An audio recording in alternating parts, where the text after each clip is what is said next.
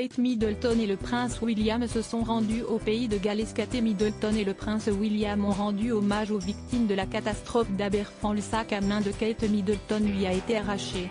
Plus de peur que de mal pour la princesse de Galles. Ce vendredi 28 avril, Kate Middleton a en effet subi un drôle de larcin alors qu'elle se trouvait en plein bain de foule avec le prince William. Présente à Aberfan, dans le sud du pays de Galles, pour visiter un jardin commémoratif dédié aux victimes de la catastrophe de 1966, la duchesse de Cambridge a pris le temps de parler avec les habitants comme elle en a l'habitude. Et notamment Lucy Williams, accompagnée de son fils, Daniel. Avec son minois angélique et son sourire communicatif, le petit garçon n'a pas inquiété Kate Middleton. Et pourtant, lorsqu'elle s'est approchée de lui, il lui a subrepticement subtilisé son sac à main de luxe. Alors que Kate Middleton et cette Galloise discutaient, Daniel a jeté un coup d'œil au sac à main Mulberry à 675 livres que la princesse portait. Avant de le lui prendre des mains. Très embarrassée par ce vol, Lucy Williams a essayé de lui reprendre l'accessoire de Kate Middleton. En vain.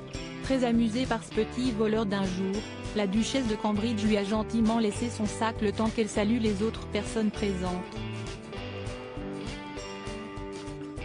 Et elle a évidemment pu le récupérer avant de quitter les lieux.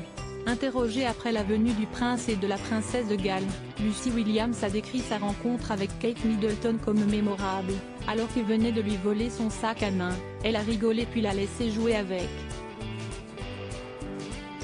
Élisabeth II, pourquoi la ville d'Aberfan a été particulière dans son règne? Ce moment léger a en tout cas mis du baume au cœur des habitants de cette ville galloise.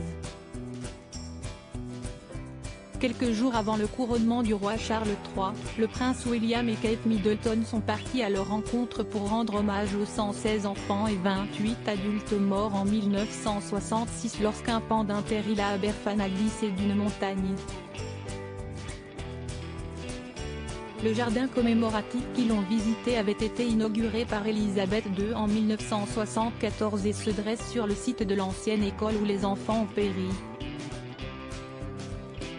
Sa Majesté s'était rendue sur place 8 jours après la tragédie et avait été vivement critiquée de ne pas être venue plus tôt.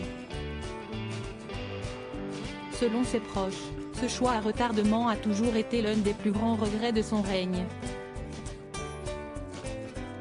À propos de l'auteur Lou Ducreux, politique et royauté sont mes dadas, mais les people non, presque, plus de secret pour moi depuis 2016.